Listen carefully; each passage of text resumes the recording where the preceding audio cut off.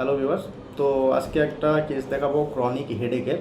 পেশেন্টের মোটামুটি 10 বছর ধরে হেডেকের সমস্যা ছিল, মাইগ্রেন যেটা।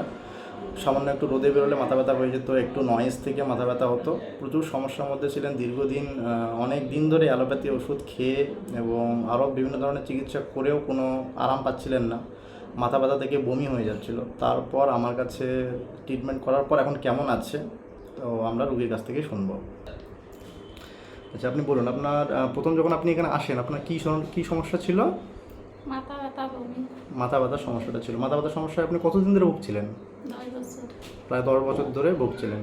আর মাথা ব্যথা যখন হতো তখন মাথা ব্যথার সাথে আর কী সমস্যা হতো? বমি হতো। মাথা ব্যথা থেকে বমি হয়ে যেত। মাথা ব্যথা থেকে বমি হয়ে যেত আর মাথার ভিতরের মধ্যে মনে হচ্ছে কোনো শব্দ হচ্ছে, ভোঁ ভোঁ ঝি ঝি এরকম বিভিন্ন ধরনের শব্দগুলো হতো। একটুও হাঁটাচলা করা যেত না।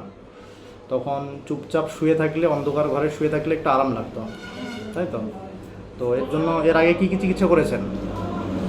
অনেক ডাক্তারের কাছে গিয়েছি। এর আগে কি হোমিওপ্যাথি খাওয়া হয়েছিল না শুধু অ্যালোপ্যাথি খেয়েছেন? অ্যালোপ্যাথি খেয়েছিলাম। হোমিওপ্যাথিও খেয়েছিলেন, সেরকম আরাম পাচ্ছিল না। তো এরপর আমি এখানে মাত্র 2বার ওষুধ দিয়েছি। 2বার ওষুধ দেওয়ার পর আপনি এখন ওষুধ খাওয়ার পর কেমন আছেন বলুন? ভালো। ব্যথাটা কি আগের থেকে কমেছে? হ্যাঁ। মাথা ব্যথা এখন আর হচ্ছে ওরকম? মাথা ব্যথা ওরকম আর হচ্ছে না। মাথা ব্যথার যে ব্যথা আছে, ব্যথাটা আগে শুরু হলে মোটামুটি 2 দিন 3 দিন বলতেন যে কন্টিনিউ থাকতো এবং ব্যথাটা বমি হয়ে যেত। তার জন্য অ্যালোপ্যাথি ওষুধ খাওয়ার পরও কমতো না ব্যথাটা, তাই তো?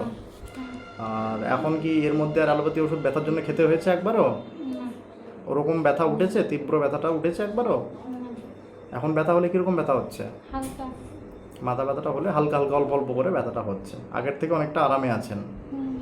ঠিক আছে, আশা করছি আর 1-2বার ওষুধ খেলে সম্পূর্ণই সুস্থ হয়ে যাবেন।